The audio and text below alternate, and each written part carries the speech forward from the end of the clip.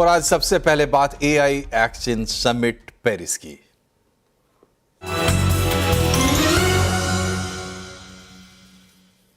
France के Paris में प्रधानमंत्री नरेंद्र मोदी ने एआई एक्शन समिट में हिस्सा लिया, को चेयर किया। पीएम मोदी के साथ फ्रांस के राष्ट्रपति इमैनुअल मैक्रों भी इस समिट में मौजूद रहे। एआई समिट में पीएम मोदी ने एआई के हमारे जीवन में होने वाले पॉजिटिव बदलावों को लेकर बात की।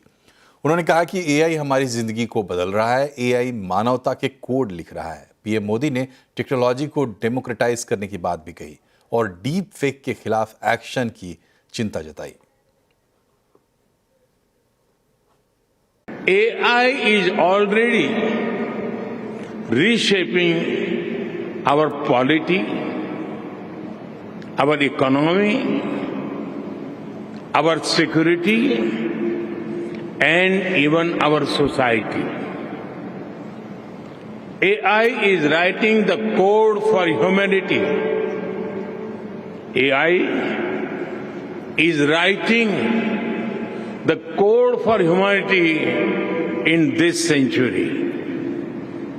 But it is very different from other technology milestones in human history.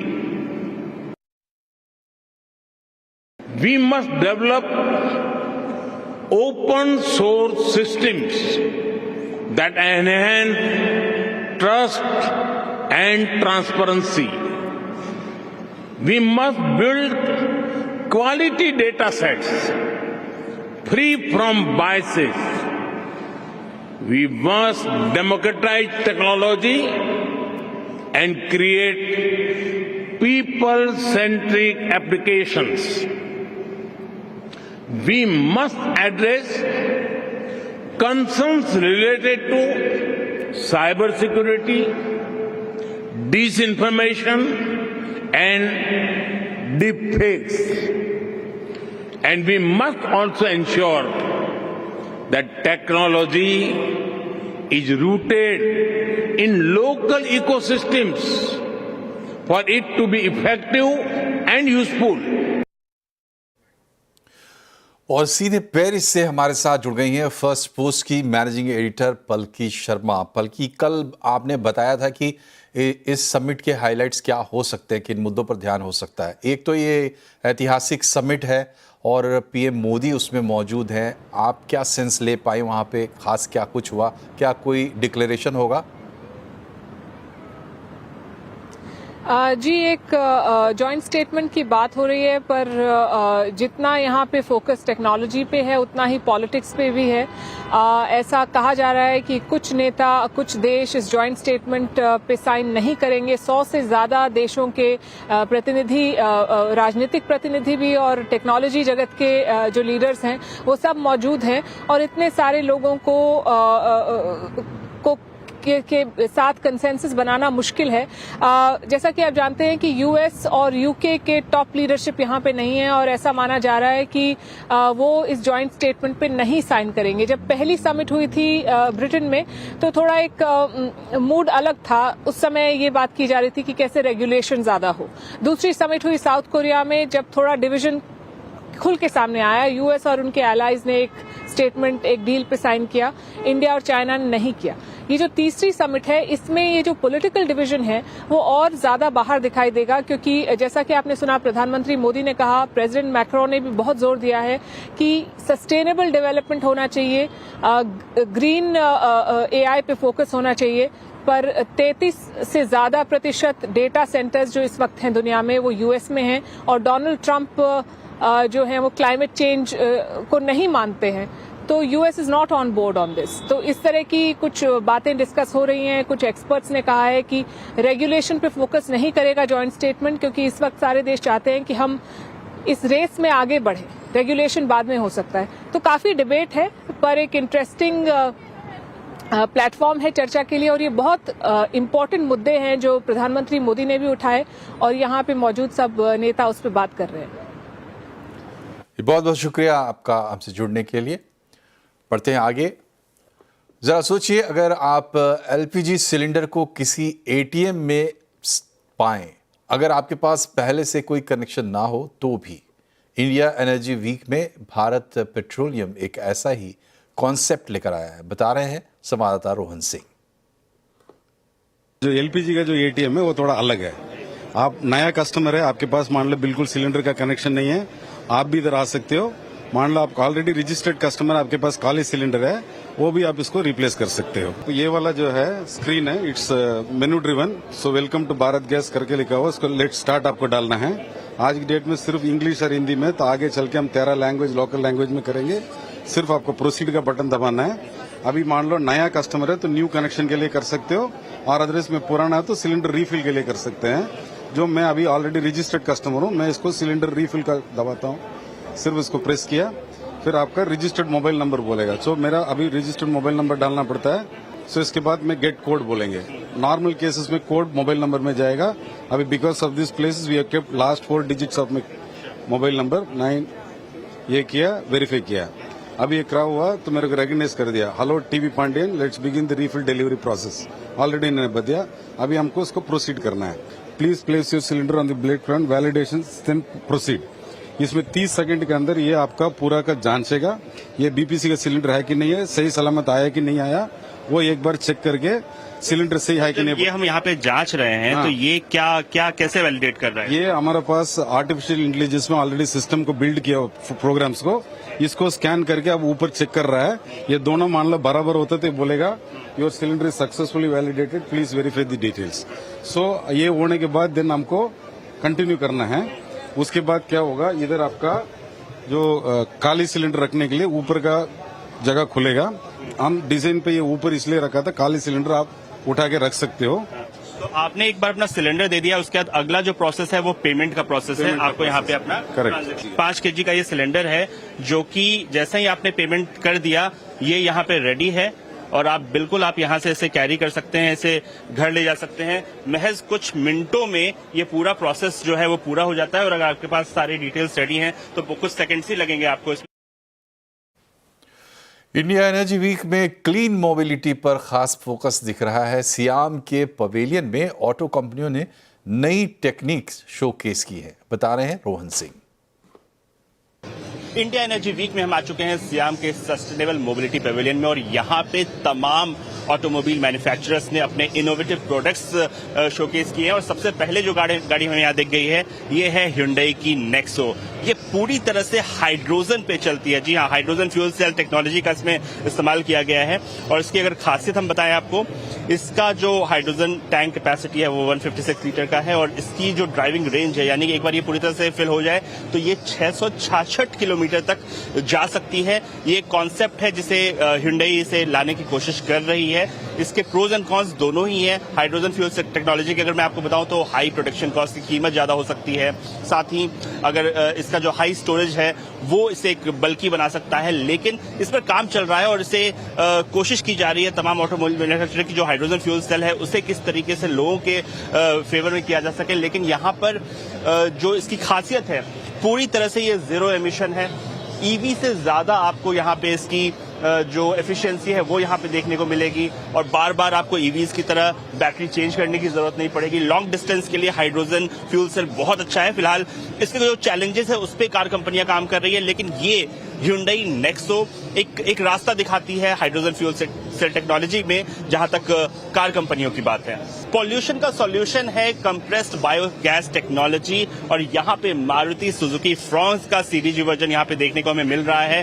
खासियत ये है कि जो बायोमीथेन टेक्नोलॉजी से ये बना हुआ है। ये कैसे बनता है, तो जो पराली होती है या इस तरह की जो बायो रेसिडुअल चीजें होती हैं उनको प्रोसेस करके बायोमीथेन बनाया जाता है और उससे गाड़ी चलाई जाती है। तो एक तरफ तो ये प्रदूषण कम करती है, और दूसरी तरफ जो ऑलरेडी पराली की समस्या है, इस तरह की जो समस्या है, उसका भी एक सॉल्यूशन ला सकती है। और इस पर्टिकुलर गाड़ी की बात करें तो लगभग 1200 सीसी का यहाँ पे इंजन है, 55 लीटर का यहाँ पे फ्यूल टैंक कैपेसिटी है, और बाकी सारे जो फीचर्स हैं ये आपके बिल्कुल जो फ्रॉन्क्स के फीचर्स हैं अंदर के सारे वही रखे गए हैं। ये पेट्रोल, डीजल, सीएनजी सब पे चल सकती है। लेकिन खास बात यह है कि बायोमीथेन टेक्नोलॉजी भी एक इवॉल्विंग टेक्नोलॉजी है, और यहाँ पे डिस्प्ले किया गया है कि किस तरीके से बायोमीथेन टेक्नोलॉजी, बायोगैस टेक्नोलॉजी से गाड़ियां भी चलाई जा सकती हैं और प्रदूषण से मुक्ति भी दिलाई जा सकती है।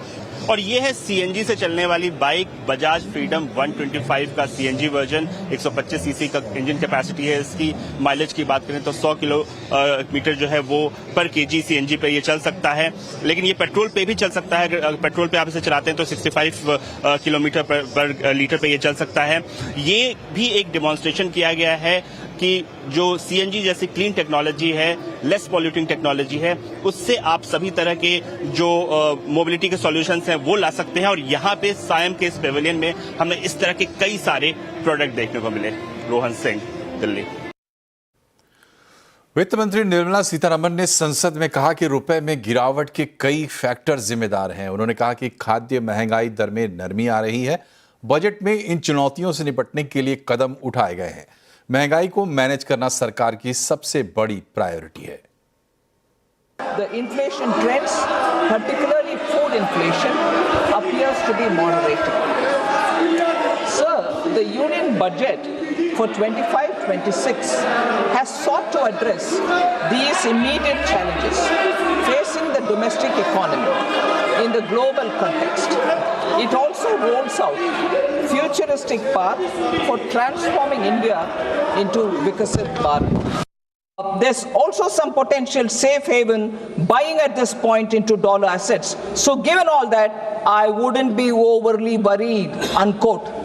So he says about the Indian rupees VIX and he is not worried. Whereas our people here more worried about rupee depreciating.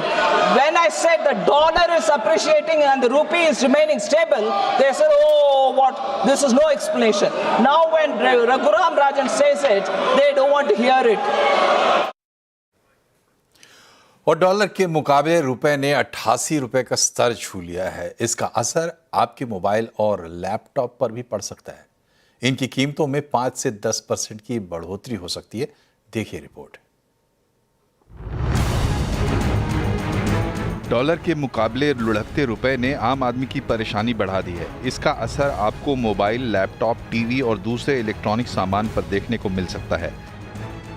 रुपए ने डॉलर के मुकाबले 88 का स्तर छू लिया है। रुपए में पिछले 5 महीने में करीब 4.5% तक की गिरावट दिखी है। इसका असर लैपटॉप, मोबाइल के पार्ट्स, टीवी और दूसरे इलेक्ट्रॉनिक प्रोडक्ट्स की कीमत पर पड़ेगा, क्योंकि इनका आयात अब महंगा होगा और आपके लिए इनके दाम 5 से 10% तक बढ़ सकते हैं। भारत हर साल करीब $90 बिलियन का इलेक्ट्रॉनिक सामान आयात करता है।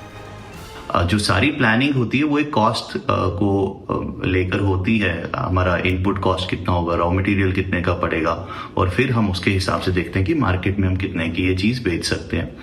तो क्योंकि ये फ्लक्चुएट हो रहा है तो इसका असर फिर एक लेवल तक जो मैन्युफैक्चरर होता है वो एब्जॉर्ब तो कर लेता है, लेकिन अगर इसमें लगातार गिरावट आती रही या कोई ऐसी चीज चेंज होती रही तो फिर ये इवेंचुअली हमें जो कंज्यूमर है उस पर भी डालना पड़ता है इसका भार। ट्रंप के आने के बाद डॉलर लगातार मजबूत हो रहा है। ट्रंप के स्टील और एल्यूमिनियम पर टैरिफ लगाने के बाद रुपए में काफी उतार चढ़ाव भी देखने को मिला है। जानकार मानते हैं कि आने वाले दिनों में रुपए में और गिरावट देखने को मिल सकती है। रुपया थोड़ा ओवर वैल्यूड था, इस साल 5% एप्रिसिएशन हो गया। हर 2-3 सालों में हम इस टाइप की मूवमेंट देखते हैं जो ओवर वैल्यूएशन को करेक्ट करने के लिए आरबीआई अलाउ करता है। रुपए की चाल को देखें और डॉलर इंडेक्स की चाल को देखें तो ये साल डॉलर इंडेक्स करीब 8 से 10% स्ट्रांग हो गया और रुपया 5% वीक हो गया है। तो looking at the current context की जहां पर आप के एफआईआई से काफी आउटफ्लो हो गए हैं, इक्विटी मार्केट्स भी काफी करेक्ट हो गए हैं और रुपया भी 5% डेप्रिशिएट हो गया है।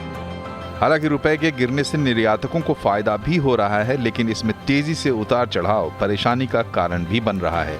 असीम मनचंदा, दिल्ली। और अब बात करते हैं बाजार की। आज के बाजार की। बाजार में बियर्स का हाहाकार मचा हुआ है। बिकवाली का दौर है। लगातार 5वें दिन बाजार गिरावट के साथ बंद हुआ है। सेंसेक्स निफ्टी में 1% से ज्यादा की गिरावट देखने को मिली है। सेंसेक्स 1018 पॉइंट गिरकर 76,294 पर और निफ्टी 310 पॉइंट गिरकर 23,072 पर बंद हुआ है। बीएसई के सभी सेक्टर इंडेक्स में बिकवाली रही। Mid cap, small cap index 3% से ज्यादा फिसले हैं। ऑटो, एनर्जी, फार्मा शेयरों में सबसे ज्यादा बिकवाली रही। एफएमसीजी, मेटल, आईटी इंडेक्स गिरावट के साथ बंद हुए हैं। गुजरात के मुख्यमंत्री भूपेंद्र पटेल ने आज गिफ्ट सिटी में global capability centre policy launch की। जीसीसी कंपनियों को AI, startup, technology, finance, R&D, analytical engineering समेत हर क्षेत्र में मदद करेगा। इससे कंपनी की लागत काफी कम हो जाएगी। हमारे संवाददाता केतन जोशी ने इस मौके पर गुजरात के प्रिंसिपल सेक्रेटरी से खास बातचीत की। उम्मीद ये है कि मिनिमम 250 नए जीसीसीज यहाँ पर आएंगे और उसके साथ करीब 10,000 करोड़ का हम इन्वेस्टमेंट आएगा, ऐसी हमारी उम्मीद है ये। और उसके साथ ही 50,000 लोगों को एक अच्छी रोजगारी मिलेगी कि जो टेक्नोलॉजी से संबंध रखने वाली होगी और जो पूरा इकोसिस्टम को एक अच्छा पुश देगी। और हम ग्रोथ कोड इनिशिएटिव को रैप अप कर रहे हैं, तो ग्रो और सीएनबीसी आवाज की ये खास पहल हम चाहते हैं कि जाने से पहले ट्रेडर्स को एक बहुत ही जरूरी विषय पर जानकारी दी जाए और उन्हें समझाया जाए कि क्यों मेजर न्यूज इवेंट्स के दौरान ट्रेडिंग नहीं करनी चाहिए।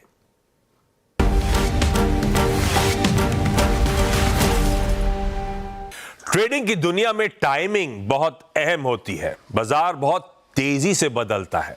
सही समय पर सही फैसला लेने से आपके ट्रेड्स सफल हो सकते हैं, लेकिन कभी कभी बाजार खुद अपनी दिशा तय करता है, खासकर जब कोई मेजर न्यूज इवेंट होते हैं। बात सिर्फ ये नहीं है कि खबर अच्छी है या बुरी, बल्कि यह है कि बाजार उस खबर को कैसे समझता है और उस पर कैसे प्रतिक्रिया करता है। साथ ही न्यूज से पहले बाजार की पोजीशनिंग भी अहम है। इसलिए कई बार अच्छी खबरों पर भी गिरावट आ जाती है और बुरी खबरों के बाद बॉटम बन जाता है। जब भी न्यूज ड्रिवन मार्केट मूव्स होते हैं तो प्राइसेस अनएक्सपेक्टेड डायरेक्शन में मूव कर सकते हैं, जिससे आपको नुकसान का सामना करना पड़ सकता है। न्यूज के समय भाव में उतार चढ़ाव काफी ज्यादा होता है, तो ऐसे में रिस्क को मैनेज कैसे करें?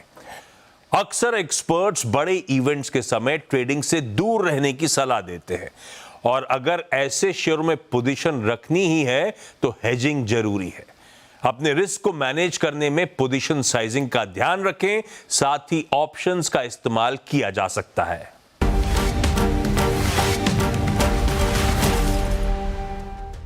और यहाँ एक छोटा सा ब्रेक, तुरंत हाजिर होते हैं। खबरें भी और भी हैं, बने रहिए हमारे साथ।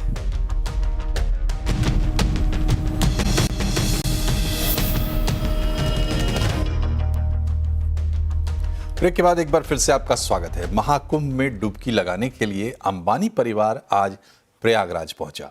रिलायंस इंडस्ट्रीज के चेयरमैन मुकेश अंबानी ने पूरे परिवार के साथ संगम में पवित्र स्नान किया और पूजन भी किया। मुकेश अंबानी के अलावा उनकी पत्नी नीता अंबानी और मां कोकिलाबेन अंबानी भी उनके साथ थे। इसके अलावा आकाश अंबानी ने पत्नी श्लोका के साथ और अनंत अंबानी ने पत्नी राधिका के साथ संगम में स्नान किया।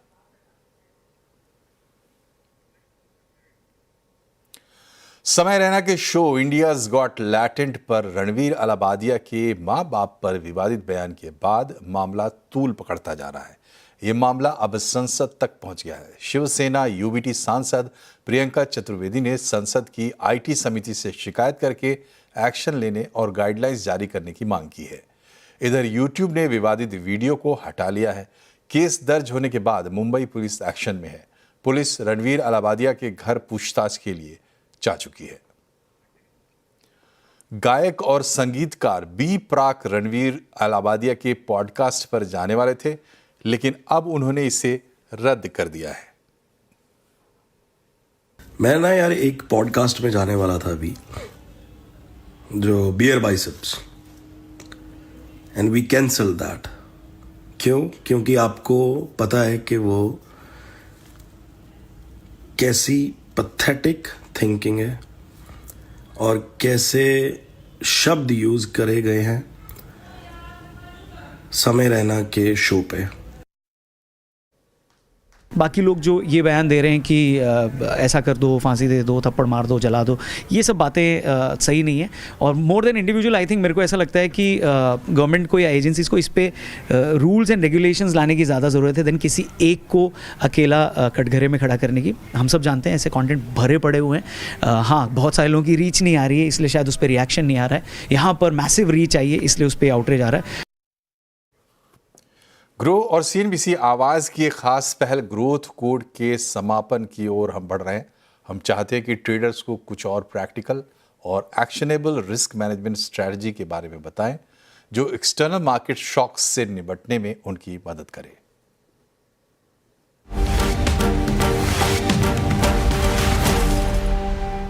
ट्रेडिंग में बाजार कभी भी स्थिर नहीं होता। बहुत सारे ट्रेडर्स अपनी स्ट्रैटेजीज और एनालिसिस पर फोकस करते हैं, लेकिन एक की फैक्टर जो अक्सर उनके कंट्रोल से बाहर होता है वो है external market shocks.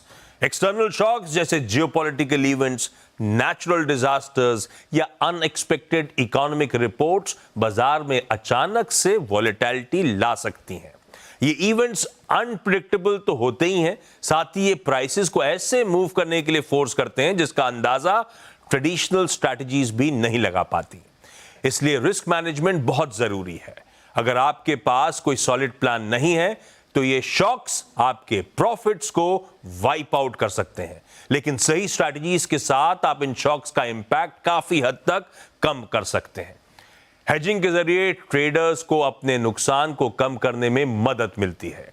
Option hedging का एक अच्छा माध्यम हो सकता है। मान लें अगर आपने तेजी का कोई पोजीशन ली हुई है तो उसे पुट खरीदकर हेज कर सकते हैं।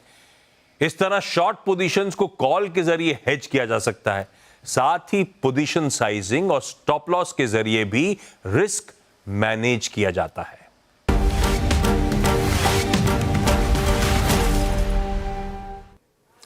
तो बुलेटिन में फिलहाल इतना ही, लेकिन खबरों पर अपडेट रहिए और इसके लिए जुड़े रहिए सीएनबीसी आवाज़ से हमारे सोशल मीडिया हैंडल्स के जरिए। नमस्कार।